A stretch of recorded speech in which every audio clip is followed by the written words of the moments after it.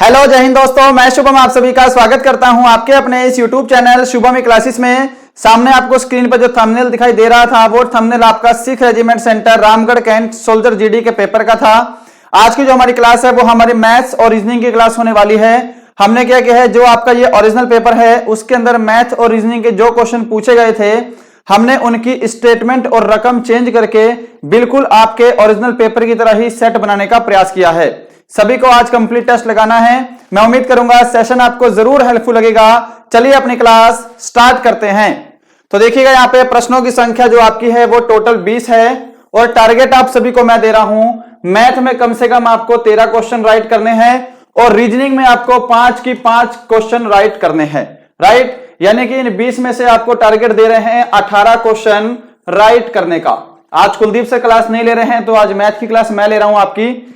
चलिए स्टार्ट करते हैं। आज का पहला क्वेश्चन आपके सामने स्क्रीन पर ओरिजिनल पेपर पर आधारित, जल्दी से आंसर करिएगा और देखिएगा कोई भी विद्यार्थी कैलकुलेटर यूज नहीं करेगा। अगर आपको किसी प्रश्न का आंसर नहीं आता तो आप आराम से सॉल्यूशन को देखिए, क्योंकि ये पेपर ओरिजिनल पेपर पर आधारित है। सिर्फ मैंने रकम में ही चेंजेस किया है, बाकी एज इट इज जो है ये आपका बिल्कुल सेम टू सेम है। राइट, और अगर आपको ये पेपर आता है, अगर आपको क्वेश्चन आते हैं, मैथ आपका स्ट्रांग है तो कॉपी पेन लेकर प्रैक्टिस करिए और मेरे से पहले आंसर देने का प्रयास करिए, क्योंकि मुझे आंसर में थोड़ा सा समय लगेगा, मुझे क्वेश्चन को समझाना भी है। क्वेश्चन है कि ए और बी एक काम को 20 दिन तथा 30 दिन में पूरा कर सकते हैं। यदि ए काम शुरू करता है और दोनों एक दिन छोड़कर काम करते हैं तो काम कितने दिनों में समाप्त हो जाएगा। यह क्वेश्चन आपके सामने है, आंसर करिए। देखिए क्वेश्चन को मैं थोड़ा सा छोटा कर देता हूं जिससे मुझे सोल्व करने के लिए प्रॉपर स्पेस मिल जाए। अब क्योंकि क्वेश्चन हमने रीड कर दिया है तो क्वेश्चन आपको दोबारा से पढ़ने की आवश्यकता नहीं है। देखिए फिर सॉल्यूशन पे चलते हैं आज के प्रश्न का। देखिएगा कि ए बोल रहा है किसी काम को कितने दिन में करता है, 20 दिन में करता है। और बात करेंगे बी की, तो बी उस काम को करता है जी 30 दिन में।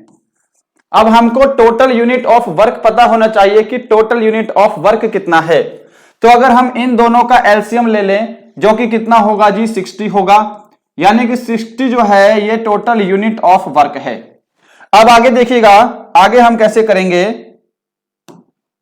देखिए अगर हम 20 को 60 से डिवाइड करते हैं तो यह 20 या 60 होता है और ये आपका 30 दूनी 60 होता है।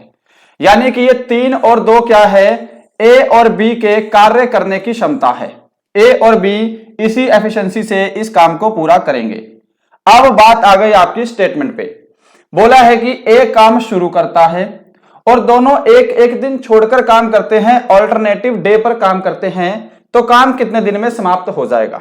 देखिए इसको बस ध्यान से समझ लीजिए, क्वेश्चन आपका सिर्फ 2 मिनट का है।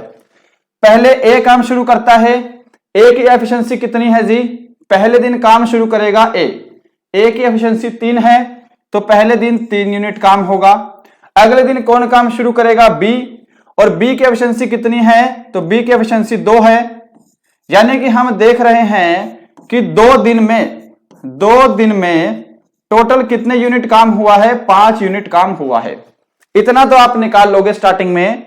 2 दिन में कितने यूनिट काम हुआ है जी, तो 2 दिन में 5 यूनिट काम हुआ है। अब मैं क्या करता हूं, मैं यहां पे डायरेक्ट लिख लेता हूं कि 2 दिन में टोटल 5 यूनिट काम हुआ है। काम कितना करवाना है हमें, 60 यूनिट करवाना है। अब 5 को 60 यूनिट तक कैसे पहुंचाओगे, अगर मैं 5 को 12 से मल्टीप्लाई कर दूं तो 12 पंजे 60 हो जाएगा। तो हमको यहां पर भी 12 से मल्टीप्लाई करना पड़ेगा क्योंकि दोनों को हमको इक्वल करना है। तो देखिए 12 दूनी 24, यानी कि दोनों मिलकर उस काम को 24 दिन में कर देंगे। 60 यूनिट काम टोटल 24 दिन में समाप्त हो जाएगा। ऑप्शन क्या बी ने सभी आंसर दिया है, क्या बी को सभी ने आंसर किया है। चलिए सेकंड नंबर क्वेश्चन देखिएगा जी सामने स्क्रीन पर। 7 लड़कों की औसत आयु 30 वर्ष है। यदि पहले 6 लड़कों की औसत आयु 25 सही 1/2 यानी कि 25.5 वर्ष है तो 7वें लड़के की आयु कितनी होगी। यह क्वेश्चन बिल्कुल ओरिजिनल पेपर का है। उसमें क्या दिया हुआ था, 7 लड़कों की औसत आयु 20 वर्ष है और पहले 6 लड़कों की औसत आयु 19.5 वर्ष। हमने बस स्टेटमेंट को चेंज कर दिया है, रकम को चेंज किया है और पेपर आपका हूबहू बनाने का प्रयास किया है। चलिए क्वेश्चन को सोल्व करिए। इस क्वेश्चन को तो हम यहीं पे सोल्व कर देंगे, हमको ज्यादा इसमें छेड़छाड़ करने की जरूरत नहीं है। स्क्रीन में आप क्वेश्चन को सोल्व करते रहिए। देखिए जी, बोला है कि 7 लड़कों की औसत आयु 30 वर्ष है। यदि मैं 7 को 30 से मल्टीप्लाई कर दूं, सभी को क्लियर दिखाई दे रहा है ना? एक मिनट, राइट। अगर मैं 7 को 30 से मल्टीप्लाई कर दूं तो 7 लड़कों की टोटल आयु आ जाएगी 210 वर्ष। इतना क्लियर है? आगे देखिए, पहले 6 लड़कों की औसत आयु 25.5 वर्ष है। यदि मैं 6 को 25.5 से मल्टीप्लाई कर दूं, 25.5 को सोल्व करेंगे। देखिए यहां पे अगर हम 25 सही 1/2 को सोल्व करेंगे तो 25 दूनी 50, 50 और 1 51, यानी कि ये आपका बन जाएगा 51/2, राइट। अगर मैं 6 को 25.5 से मल्टीप्लाई कर दूं तो मल्टीप्लाई करने के बाद 2 तिया 6, यहां पे कितना बनेगा जी? 3 एकम 3 और 3 पंजे 15, यानी कि पहले 6 लड़कों की टोटल आयु हो जाएगी 153 वर्ष। हमको 7वें लड़के की आयु बतानी है। अगर हम 210 में से 153 को माइनस कर देंगे तो क्या बचा? 7वें लड़के की आयु बची है। माइनस करिएगा, 10 में से 3 गए 7, यहां पर फिर से आपका 0 बच गया। 10 में से 5 गए 5, 57 ईयर। क्या सभी ने आंसर किया है? ऑप्शन यहां पे आपका डी जो है यह बिल्कुल करेक्ट आंसर रहेगा, 57 ईयर। बताइए क्या सभी ने बिल्कुल करेक्ट आंसर दिया है? चलिए बढ़ते हैं फिर अपने नेक्स्ट क्वेश्चन की तरफ। नेक्स्ट क्वेश्चन है आपके सामने स्क्रीन पर, क्वेश्चन नंबर 3 देखिए ये बेसिकली जो क्वेश्चन है आपका रीजनिंग का है, परंतु अब क्या कर रहा है कि मैथ के सेक्शन में भी 1-2 क्वेश्चन इस टाइप से श्रृंखला वाले ऐड हो रहे हैं। तो हमने कुछ भी छेड़छाड़ नहीं किया है आपके पेपर के साथ। ये आपका रीजनिंग का क्वेश्चन जो कि मैथ के सेक्शन में है, हमने स्टेटमेंट चेंज करके ऐड कर दिया है। सोल्व करिए जी इस क्वेश्चन को। देखिए सिंपल है, इसमें 6 की मल्टीप्लाई है, 6 गुणा 6 करेंगे 36, 36 में 6 का मल्टीप्लाई किया है 216, और अगर हम 216 में 6 का मल्टीप्लाई कर देंगे तो यहां पे आपका 1296 करेक्ट आंसर होगा, ऑप्शन सी। सभी ने ऑप्शन सी को आंसर दिया होगा। चलिए नेक्स्ट क्वेश्चन देखिएगा जी, क्वेश्चन नंबर 4 आपके सामने है, रीजनिंग से एक और, परंतु ये मैथ के सेक्शन में ऐड हुआ है, हमने भी मैथ के सेक्शन में ऐड किया है। देखिए इसमें आपको बताना है, और ये जो क्वेश्चन है ये आपका ओरिजिनल ही क्वेश्चन है। ओरिजिनल पेपर जो है आपका 28 मार्च 2021 को हुआ है, ये वाला पेपर 28 मार्च 2021, ठीक है। इस क्वेश्चन में कोई भी छेड़छाड़ नहीं है, ये क्वेश्चन ही आपका बिल्कुल ओरिजिनल है, राइट। सॉल्व करिए, यहां पे कौन सा लॉजिक लगेगा और यहां पर आपकी कौन सी संख्या आने वाली है, जल्दी से आंसर करिए जी। देखिए यहां पर अगर हम ध्यान से देखें तो यहां पर आपकी 2 सीरीज फॉलो हो रही हैं।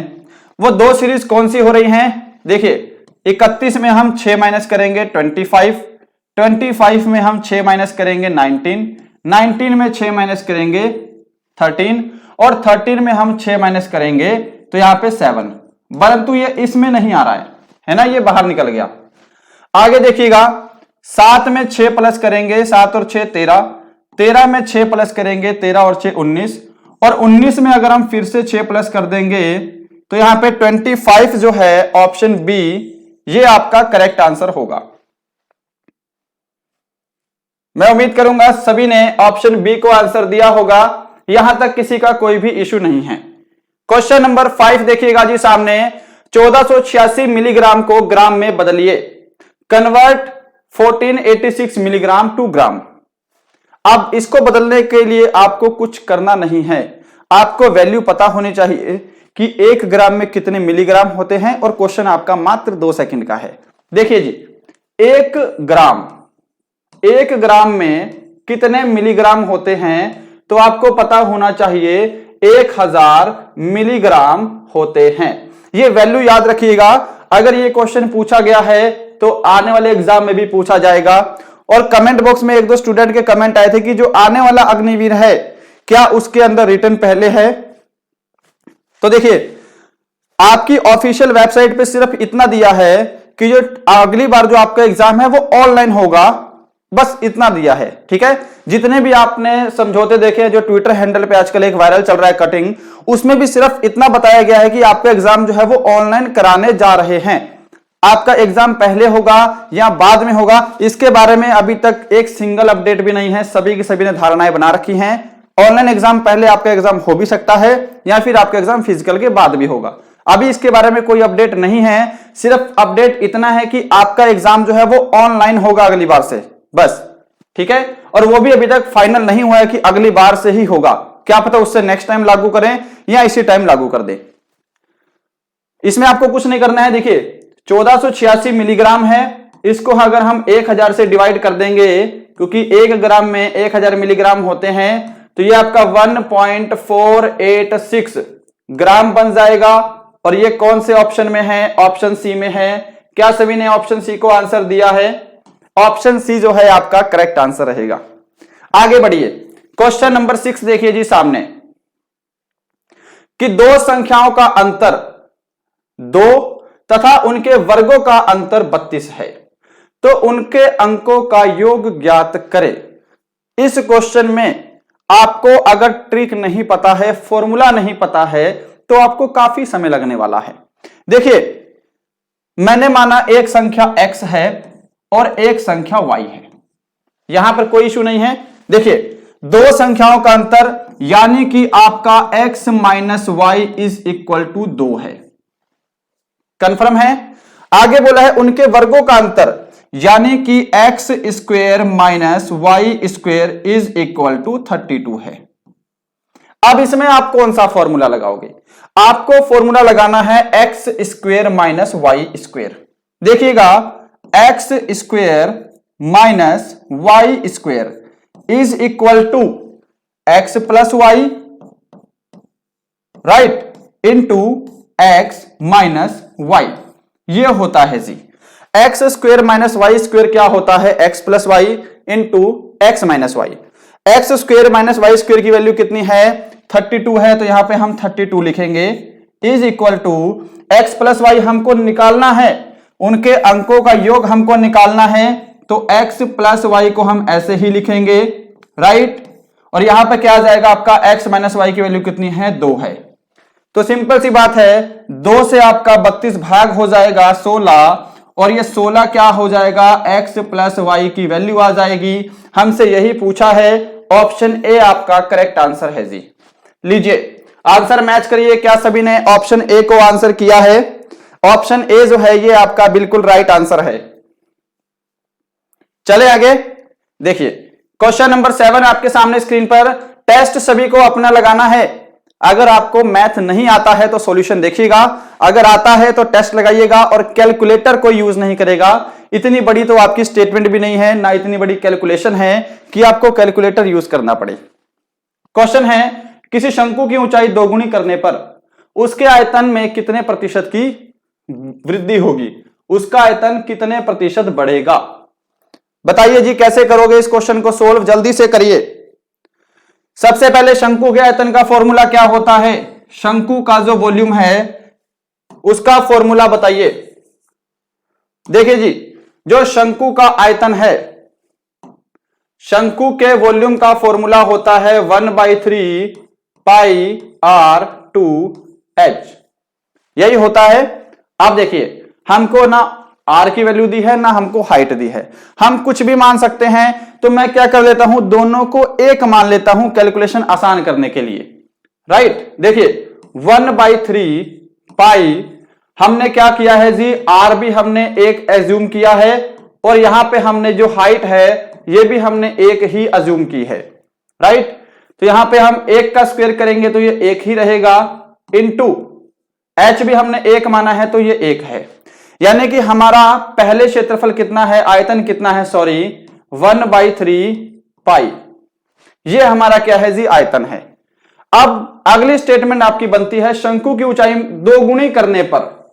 अब शंकु की हाइट दोगुनी करके देखिए आयतन कितना आ रहा है, उसके बाद ही तो हम परसेंटेज निकाल पाएंगे। देखिए शंकु का आयतन अब कितना हो जाएगा, 1/3 पाई, यहां पे 1 का स्क्वायर फिर से करेंगे क्योंकि r हमारा सेम रहेगा, और जो हाइट है इसको हमने 2 कर दिया है। अब इसको सोल्व करेंगे तो क्या आ जाएगा, ये आपका 2/3 पाई। यही है, इन दोनों का अंतर क्या हो जाएगा, 1/3 में से 2/3 माइनस करेंगे तो ये आपका 1/3 पाई बचेगा, राइट, माइनस करने पे। तो हमें क्या मालूम पड़ रहा है, पहले आयतन था 1/3 पाई, अब भी आयतन माइनस करने के बाद 1/3 पाई है, यानी कि दोनों सेम है। कितने परसेंट की वृद्धि हुई है, टोटल 100% की वृद्धि हुई है। हम इसको आगे कैंसिल ही नहीं करते, नहीं तो आप क्या कर सकते हैं, बेसिक से करने के लिए इसको अगर आपको समझ में नहीं आया, देखिए पहले आयतन ये हमारा ये आया है, बढ़ाने के बाद हमारा आयतन ये आया है, दोनों को घटाएंगे तो 1/3 पाई बचेगा। कितने से हुआ है, 1/3 पाई से, परसेंटेज के लिए गुणा 100 कर दीजिए, 1/3 पाई से 1/3 पाई कैंसल, 100% आपका ऑप्शन बी करेक्ट आंसर है। यहां पर ऑप्शन बी आपका करेक्ट आंसर है जी। क्वेश्चन को समझ लीजिए, है ना। देखिए क्वेश्चन आपका छोटा सा ही है, बस मैं आपको समझा रहा हूं इसलिए समय लग रहा है जी। 8वां नंबर क्वेश्चन देखिए आपके सामने है, एक बल्लेबाज 12वीं पारी में 63 रन बनाता है, जिसके कारण उसका औसत रन 2 बढ़ जाता है। 12वीं पारी के बाद नया औसत ज्ञात करें। यह भी जो क्वेश्चन है इसमें कुछ भी छेड़छाड़ नहीं किया है मैंने, यह बिल्कुल ओरिजिनल पेपर का ही क्वेश्चन है, कोई रकम में छेड़छाड़ नहीं हुई है। तो सॉल्व करिएगा, क्वेश्चन इंपॉर्टेंट है और ये टाइप भी इंपॉर्टेंट है एवरेज वाले टॉपिक की, राइट। ये टाइप का क्वेश्चन फिर से आ सकता है एग्जाम में, ध्यान रखिएगा। चलिए सॉल्यूशन देखिएगा इन प्रश्न का, कैसे इस क्वेश्चन को सोल्व करेंगे।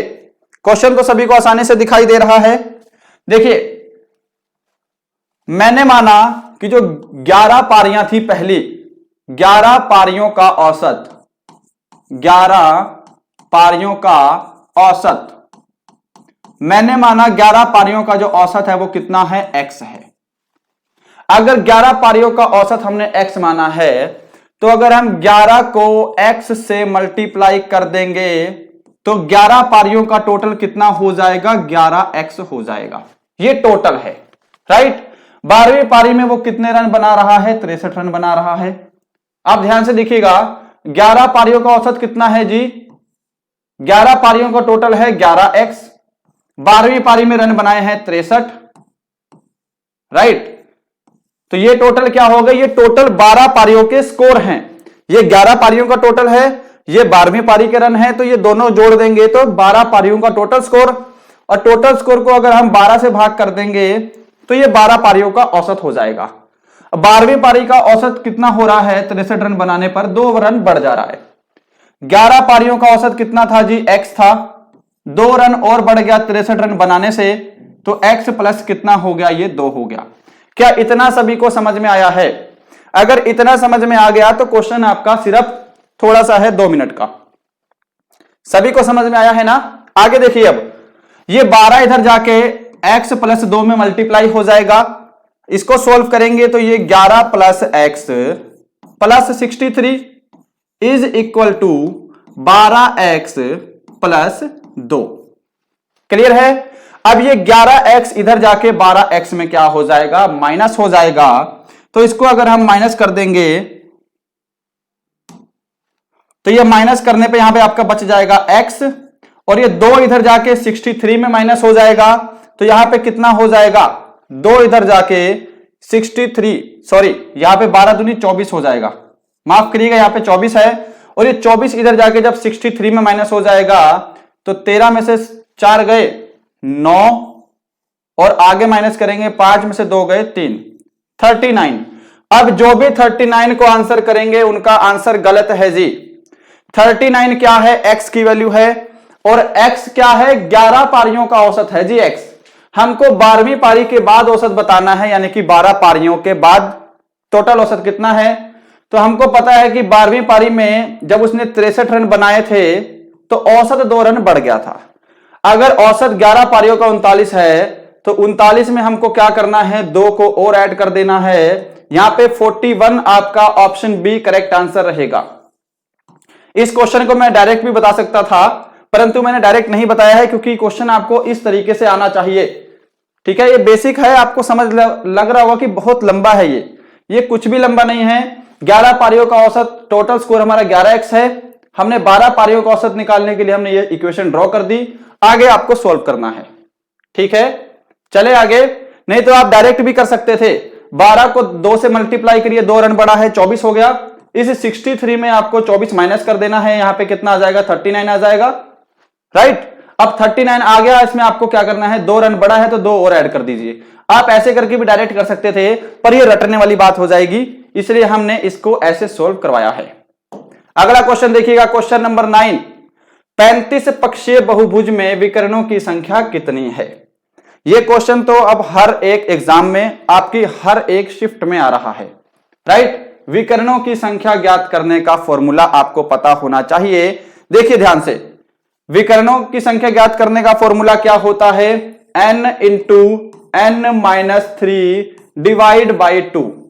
ये क्या है, आपका विकर्णों की संख्या ज्ञात करने का फॉर्मूला है। विकर्णों की संख्या ज्ञात करने का फॉर्मूला है।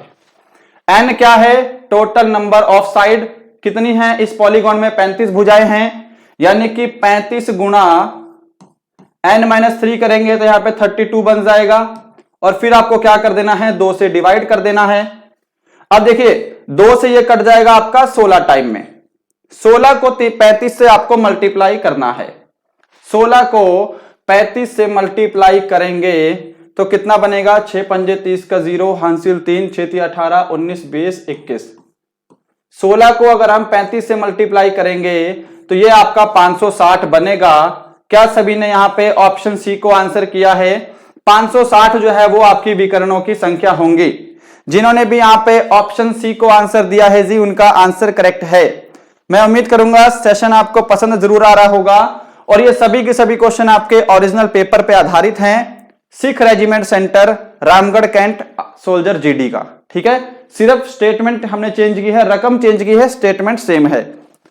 टेस्ट लगाइएगा, इसी लेवल का पेपर आपके एग्जाम में पूछा जाएगा, क्योंकि मैथ का सेक्शन अभी तक हार्ड नहीं हुआ है, मैथ आपका इसी पर बेस्ड चल रहा है। आगे देखिए, क्वेश्चन नंबर 10 है सामने स्क्रीन पर। एक चतुर्भुज जिसकी चारों भुजाएं और कोण परस्पर बराबर हों तो वह क्या कहलाते हैं?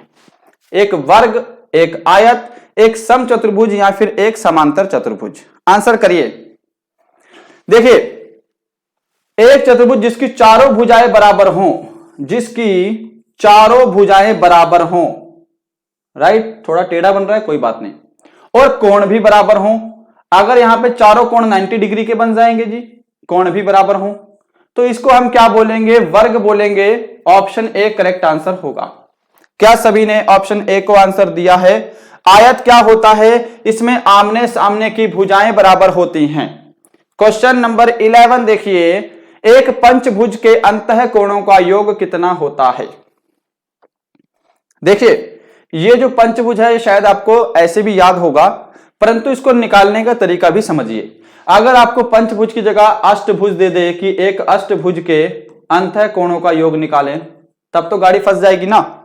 आपको 11 भुज के अंतः कोणों का योग बोल दे, 20 भुज के अंतः कोणों का योग बोल दे, तब आपकी गाड़ी फंसेगी। देखिए, किसी भी बहुभुज के अंतः कोणों के योग निकालने का फॉर्मूला, अंतः कोणों के योग निकालने का फॉर्मूला n-2 इंटू 180।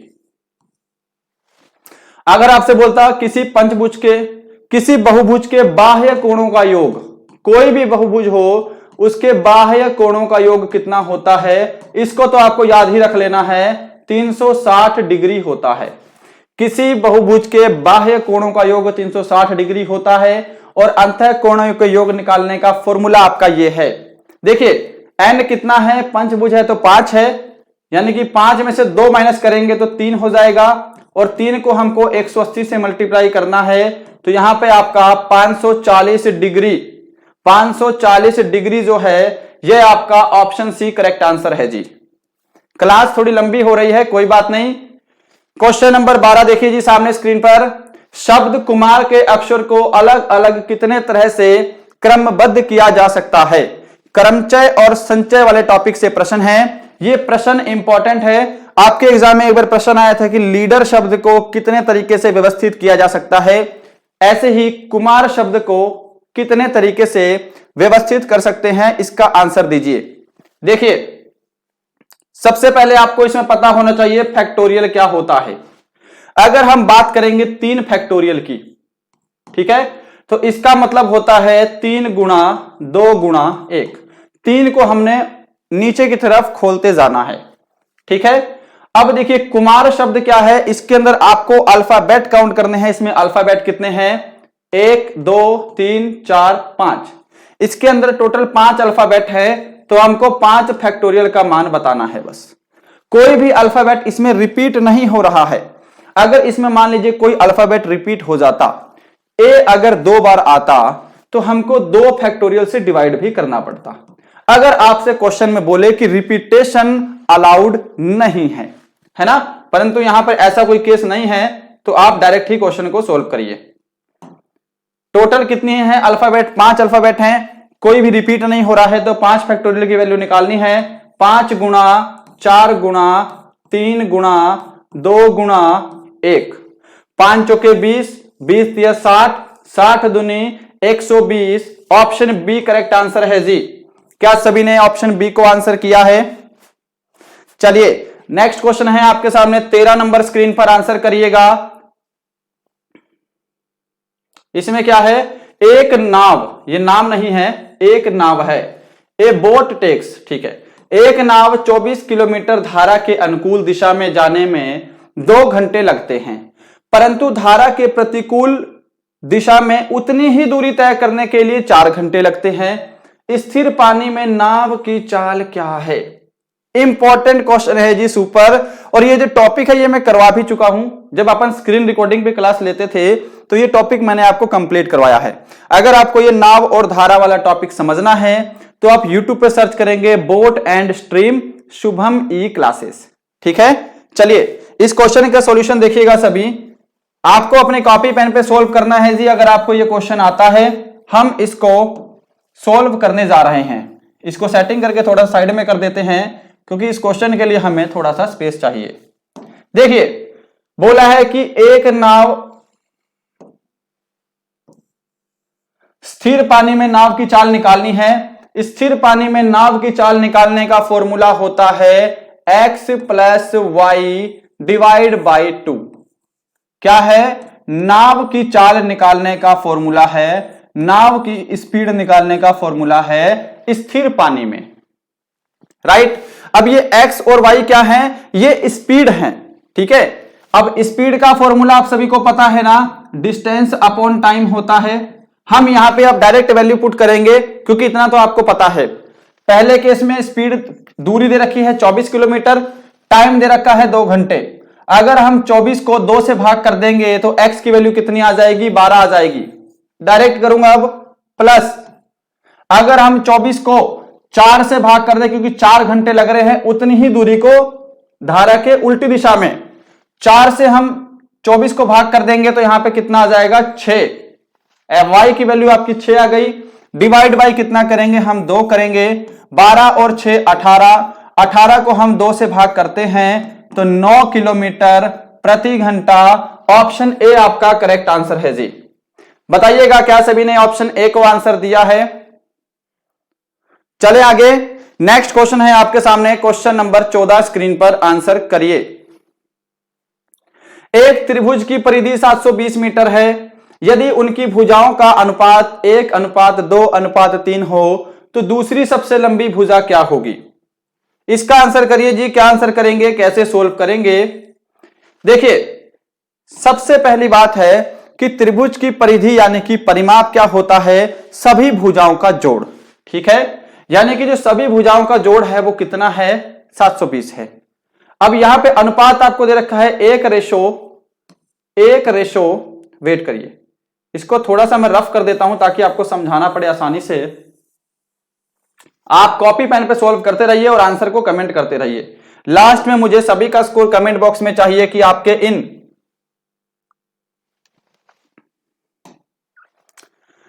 देखिए त्रिभुज की भुजाओं का अनुपात दे रखा है 1:2:3। अगर हम यहां पे रेशो में टोटल कर लें तो रेशो का टोटल हो रहा है 6, और भुजा परिधि कितनी दे रखी है आपको? एक्चुअल में भुजाओं का टोटल दे रखा है 720, यानी कि 6 रेशो का मान 720 के बराबर है। भाग करेंगे हम 6 को 720 से, 720 को 6 से, तो एक रेशो का वैल्यू कितनी आ जाएगा, 120 आ जाएगा। एक रेशो का मान कितना है जी, 120 है। हमको बोला है दूसरी सबसे लंबी भुजा क्या होगी, तो दूसरा सबसे लंबा रेशो कितना है, 2 है। एक रेशो का मान 120, तो 2 रेशो का मान 2 गुणा 120 करेंगे, तो यहां पे 240 मीटर। ऑप्शन आपका सी करेक्ट आंसर है जी। क्या सभी ने ऑप्शन सी को आंसर किया है? मैं उम्मीद करूंगा सभी को समझ में भी आ रहा होगा। अगला क्वेश्चन देखिएगा, मैथ का लास्ट क्वेश्चन है, क्वेश्चन नंबर 15 स्क्रीन पर। किसी वस्तु को 20% हानि के बदले 15% लाभ पर बेचने से 70 रुपए अधिक मिलते हैं। उस वस्तु का क्रय मूल्य क्या होगा, बताइए जल्दी से। हाँ जी, क्वेश्चन को सोल्व करिए, बिल्कुल इजी क्वेश्चन है। इसको आप डायरेक्ट भी करिएगा तो भी चल जाएगा। अगर ऐसा क्वेश्चन दिखाई दे, एक तरफ हानि हो रहा है और एक तरफ लाभ हो रहा है, तो आप इन दोनों परसेंटेज को ऐड करके इसके बराबर रख दीजिए। 20 और 15 को ऐड करेंगे तो यह आपका 35% बन जाएगा, राइट। और 35% का मान कर दीजिए आप 70 के बराबर। 1% का मान निकालेंगे तो यह आपका कितना हो जाएगा, 2 हो जाएगा। क्रय मूल्य क्या होता है, अपने आप में 100% होता है ना। तो अगर 1% का वैल्यू 100 है, 2 है, तो 100% का वैल्यू क्या करेंगे, 2 को 100 से मल्टीप्लाई कर देंगे, तो यहां पे आपका 200 रुपए आपका क्रय मूल्य होगा। अब देखिए, ये तो रही आपकी डायरेक्ट करने की बात। एक बार मैं फिर से आपको समझा देता हूं, 2 मिनट लूंगा आपके, फटाफट से हम क्वेश्चन को समझ लेंगे, बिल्कुल आपका 2 मिनट के अंदर, ज्यादा समय नहीं लेंगे। देखिए ध्यान से, क्योंकि आपका ये मैथ का सेक्शन कंप्लीट है, आगे हम रीजनिंग सोल्व करने वाले हैं। अगर आपको बेसिक से करना है तो भी सिर्फ इतनी ही, इससे भी कम समय में हो जाएगा। देखिए 20% हानि के बदले क्रय मूल्य क्या है, सीपी मैंने माना क्या है जी, 100% है। 100% है, 20% हानि पर बेच रहा है, तो कितने में बेचेगा, वो बेचेगा उसको 80% में, राइट। अगर वो उसके बदले 15% लाभ पर बेचे तो वो 115% पर बेचेगा उस वस्तु को, राइट। अब 115 और 80 के बीच में कितने का अंतर है जी, कितने अधिक हैं, तो ये 35% अधिक हो रहा है, राइट। और यहां पर रुपए में कितना अधिक है, 70 रुपए अधिक है, यानी कि 65% का मान 70 रुपए के बराबर है। आगे फिर से आपको वैसे ही सोल्व कर देना है। 1% की वैल्यू कितनी हो जाएगी, 2 हो जाएगी। क्रय मूल्य हमारा 100% है, यानी कि हम 2 को 100 से मल्टीप्लाई कर देंगे, तो यहां पे आपका 200 रुपए, ऑप्शन ए करेक्ट आंसर होगा। क्लियर है सभी को? अब देखिए, यहां पे आपका मैथ का सेक्शन कंप्लीट है। आखिरी के 5 प्रश्न आपके बचते हैं रीजनिंग से। टेस्ट सभी को बिल्कुल कंप्लीट लगाना है, ठीक है। क्लास बनाने में बहुत मेहनत लगती है। लाइक नहीं किया है तो लाइक जरूर करेंगे। लाइक शेयर सब्सक्राइब अपने आप कर दिया करो। आपके जितने भी ग्रुप हैं आर्मी के, वहां पे हमारा चैनल जरूर शेयर करिएगा।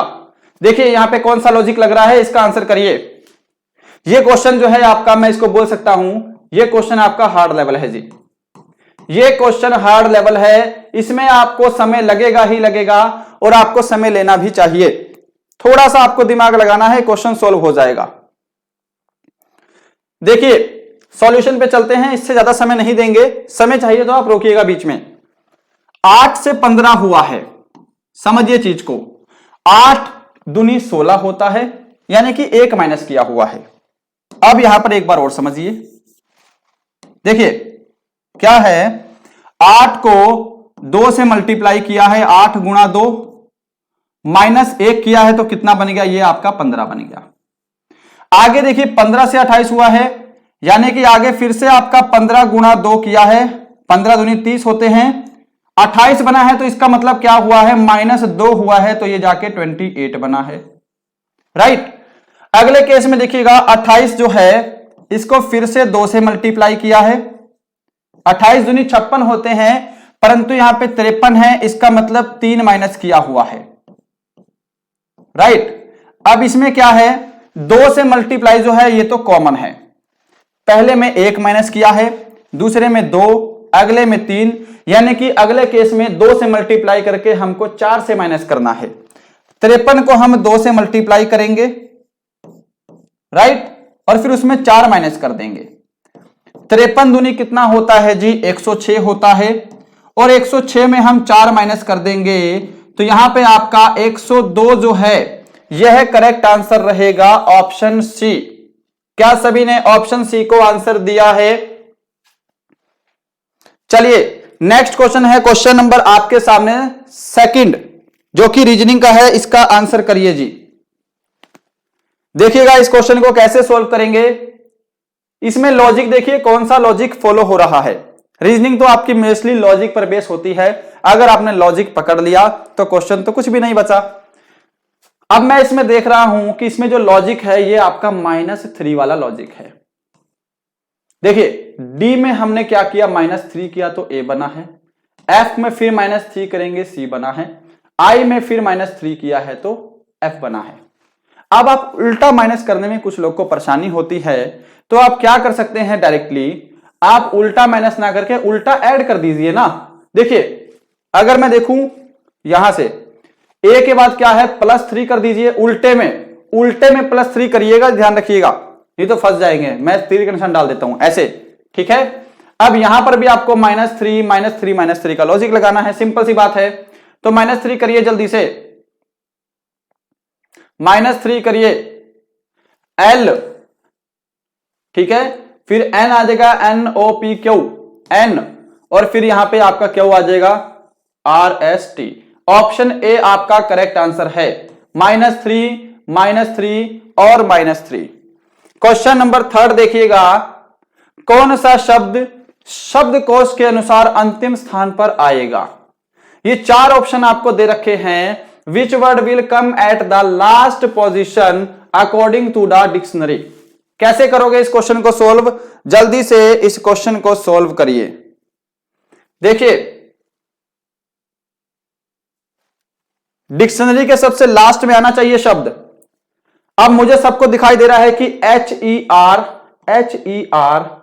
ये तो 2 में कॉमन है, इसमें HEA दे रखा है और इसमें भी HEA दे रखा है, यानी कि HE सब में कॉमन है। उसके बाद इन दोनों में AA दे रखा है, तो ये तो लास्ट में आएंगे नहीं, क्योंकि A तो देखिए पहले आता है ना, HE तो कॉमन हो गया आपका।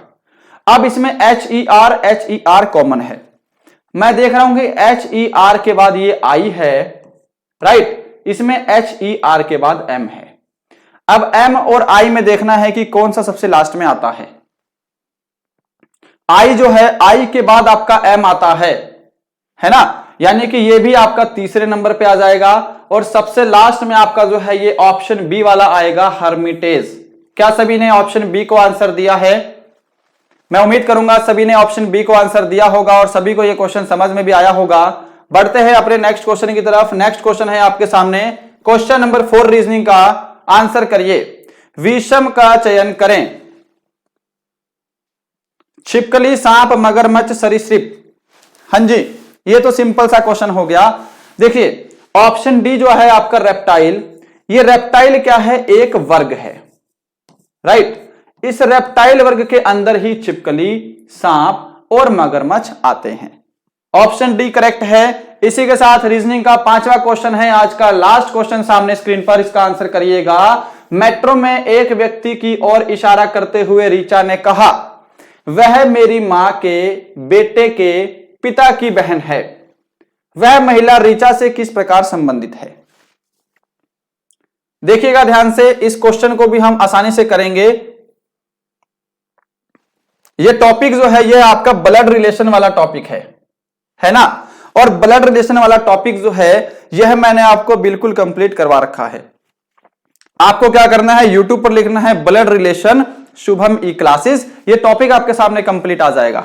आगे देखिए ध्यान से, एक आपको बेसिक समझना है। पहले मैं आपको बेसिक समझा देता हूं कि देखिए अगर कोई मेल होगा तो उसको हम प्लस से दिखाएंगे, और फीमेल होगी तो उसके ऊपर हम माइनस का साइन लगाएंगे। दूसरी चीज, भाई और बहन या फिर भाई और भाई को हम एक ही लाइन में व्यक्त करेंगे, प्लस माइनस हम मेल और फीमेल के हिसाब से लगा देंगे। हस्बैंड और वाइफ को हम एक दूसरे के इक्वल रखकर दिखाएंगे, ठीक है, हस्बैंड और वाइफ को हम एक दूसरे के इक्वल रखेंगे। अब देखिएगा फादर एंड मदर जो है ये ऊपर रहेंगे, और नीचे क्या रहेंगे, सन और डॉटर। इसको ध्यान से समझ लीजिए, इसी के आधार पर मैं क्वेश्चन करवाने वाला हूं। देखिएगा ध्यान से कि ऋचा ने कहा कि वह मेरी मां, ऋचा मैंने लिख दिया, देखिए आर से क्या है, ये ऋचा है, ठीक है, दिख रहा है ना सभी को, दिख रहा है। ऋचा की मां जो कि कहां चली जाएगी, अपर चली जाएगी। अब मदर है तो मैंने इसके ऊपर माइनस का साइन लगा दिया। ऋचा की मां के बेटे, अब ऋचा की मां का कोई बेटा होगा तो वो ऋचा का ही भाई होगा, राइट, तो इसके ऊपर मैंने कर दिया प्लस का साइन।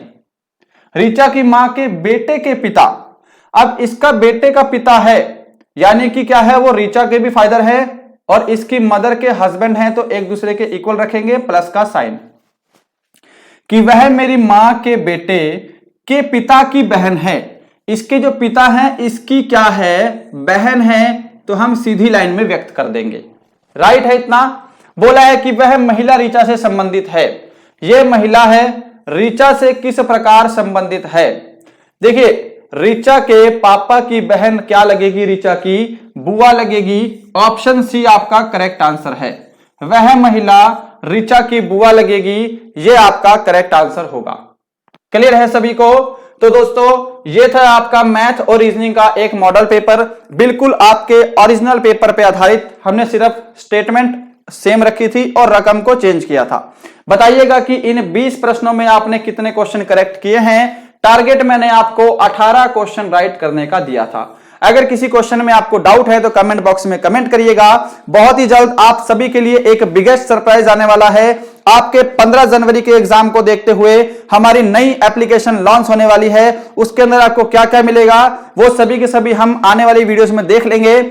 कमेंट करके जरूर बताइएगा इन 20 प्रश्नों में आपका कितना स्कोर हुआ है, आपको आज का सेशन कैसा लगा, हमारा पढ़ाया हुआ कैसा लगता है। मिलते हैं कल, तब तक के लिए जय हिंद, जय भारत।